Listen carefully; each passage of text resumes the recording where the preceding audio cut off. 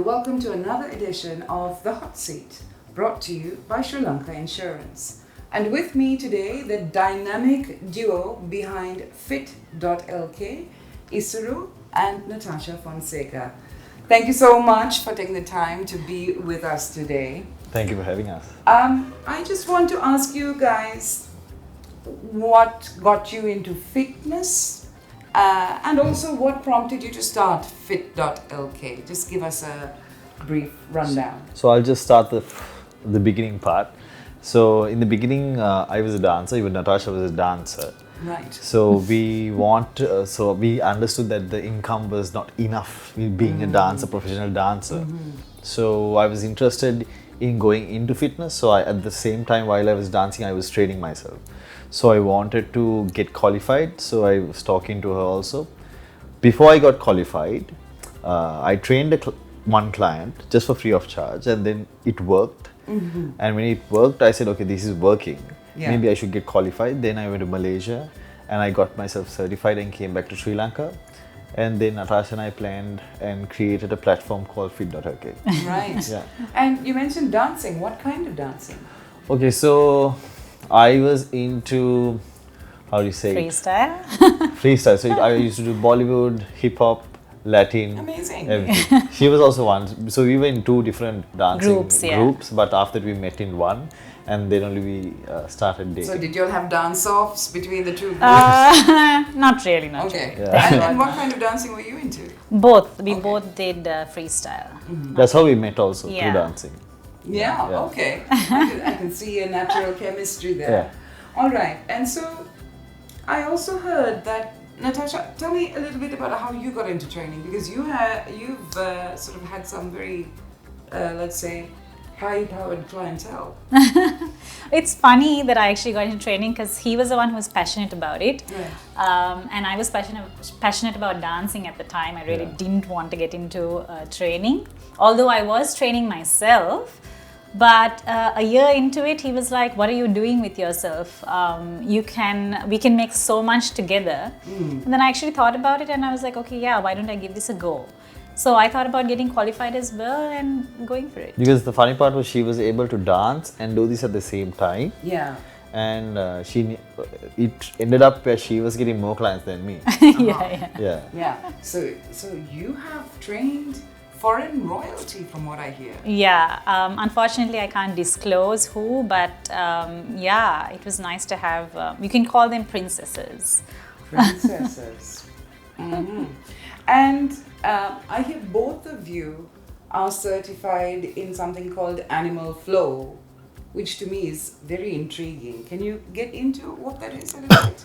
Yeah, so basically it's completely new in Sri Lanka, the term, so not many people know about it, but it's been global for a while now, and how we even market it is, you don't have to let go of what you're doing.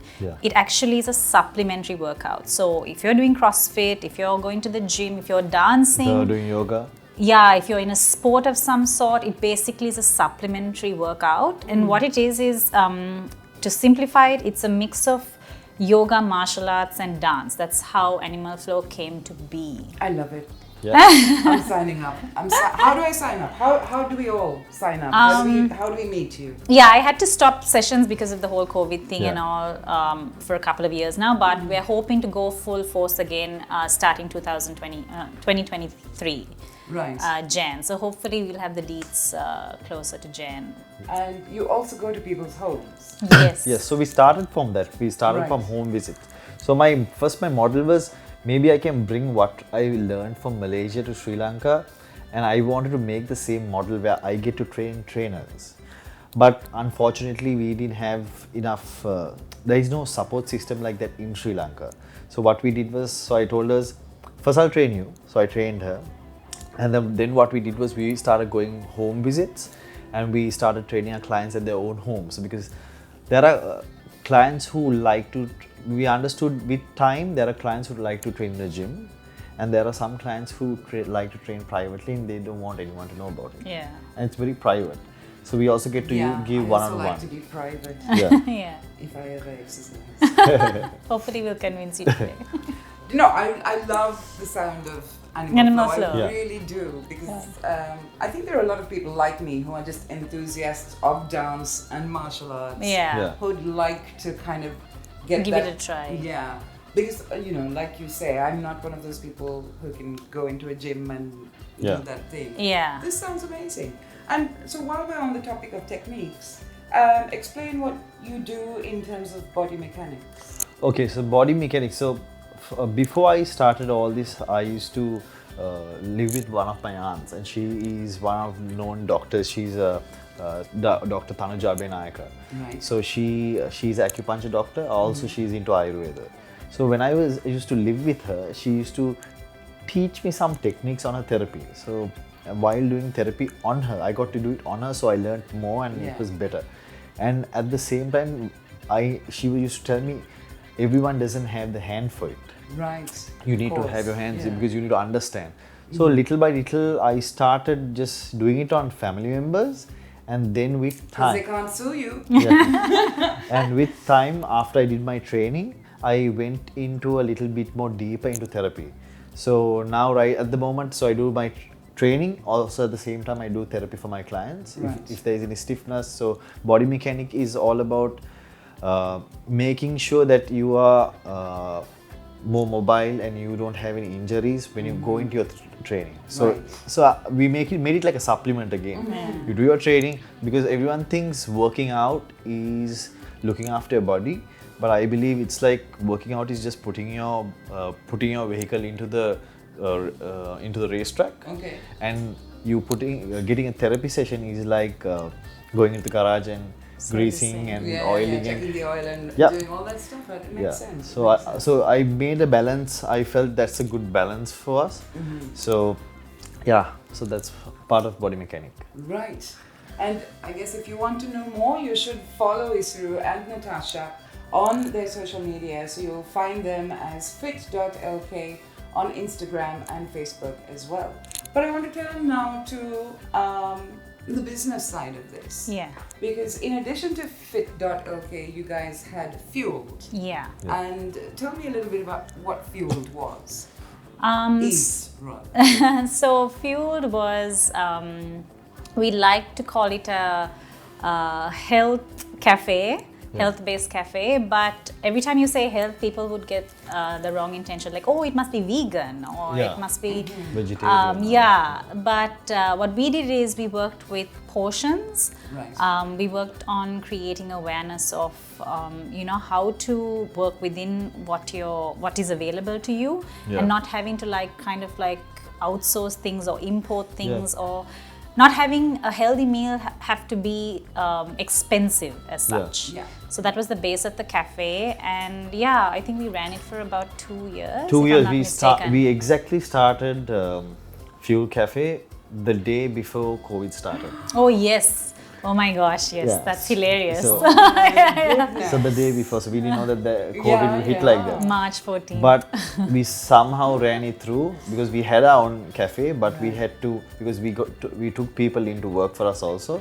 So what we did was, instead of letting them go, we bought the whole cafe into our house. Okay. And we gave accommodation to our working people, because That's it was amazing. so we gave them accommodation, and we did it from home because we had no other way of going and getting things done.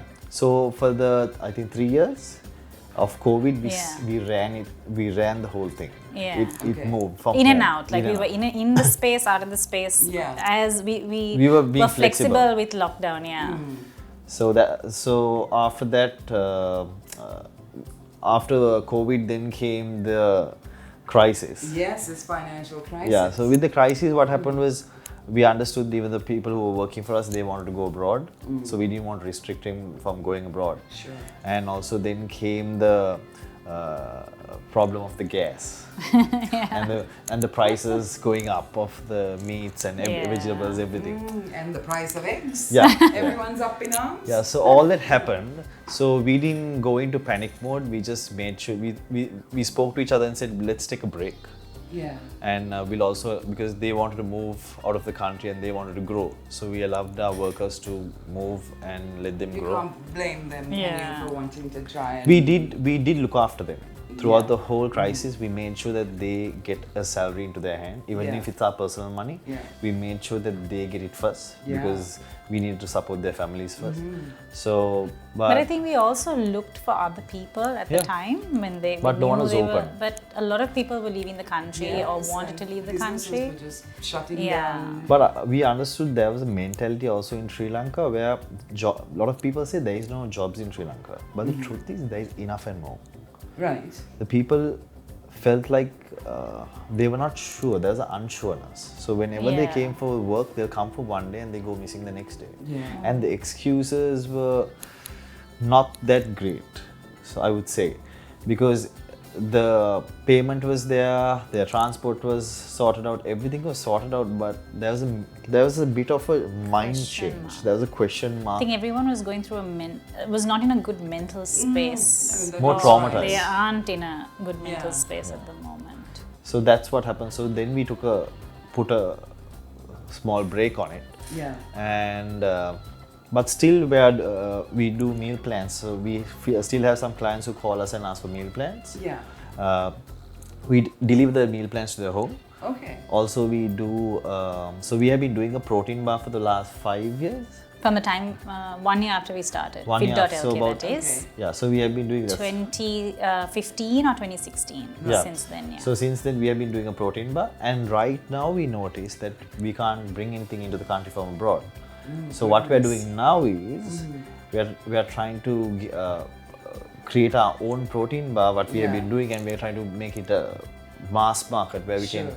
start giving it out to. I mean, there's a great example though of kind of pivoting and doing what you can in a Yeah. crisis Yeah. like this, isn't it? So if you I think it's can't- a good ex- teacher. Mhm. Crisis is a Yeah. good teacher because we have never been in a crisis. Yeah. So what I tell Natasha is also, if I had to live alone, I can look after myself. But when it comes to becoming a family, Yeah. then it's a new teaching. Yeah. So now we have learned a new lesson. I don't want to see the negative of it. I No. would like to take the positive of it, because there is so many countries that have been going through this pressure that have grown out of it. Yeah. And they're more mature. If it comes again, they know exactly what to do. Yes. So now even me and Nats, we know how to be more flexible. Yeah. Earlier we Yeah, would have that's a been, good thing. Yeah. Earlier we would have got, because when this happened, we went into a little bit of a dip. Yeah, sure. So we also had a support system that helped us and explained to us, this is how you stay in this crisis, and this is Yeah. how you grow out of this crisis. Yeah. So And that at the end helped. of the day, becoming more self-sufficient in a way, and if it does go Yeah. countrywide as you hope, Yeah. then you're also providing employment for other people. Yeah. Correct. that's right. Yeah, so it's all connected. And Yeah. I love I love the fact that you're growing and choosing to grow out of it. Yeah. Post-traumatic Very- growth. Post-traumatic Growth. Oh yeah. Yeah. Oh, that's a good term. Yeah. Must use that. It's a thing. Yeah. Yeah, it is. Excellent. Learn something new every day. Post-traumatic growth. Yeah. Yeah. How have you experienced it? In terms of business, the same thing, yeah? Yeah, he takes things a little better than I do. He's like solution based, and he's like, I can get a little depressed thinking about something, Yeah. but Yeah. I think he's just together, it's been helpful. Like, We because bring we the lean balance on, in. we find the balance, and we lean on each other in business, marriage, everything. And so yeah, it can be different things, like it can be, if it's fit.lk related, I can have ideas on certain things and say, Yeah. let's grow in this area. And then if it's Yeah. fuel related, because he's passionate about food, he can be like, no, maybe we can try this, why don't we try this angle? So yeah, I think I think we find a bounce it back balance. on each other, because Yeah. I believe Natasha has her positive sides and I have my positive sides, so we try to put them together. Yeah. Sometimes it doesn't, we don't meet in the You middle. need a little bit of this and A a little little bit bit of of that for Yeah. a balanced meal plan. Yeah. Exactly. Good line. Right. On that note, Natasha and Isuru, thank you so much for coming in and spending a little time with us. Welcome. Before we end, I have to say, would you mind taking your glasses off for a minute?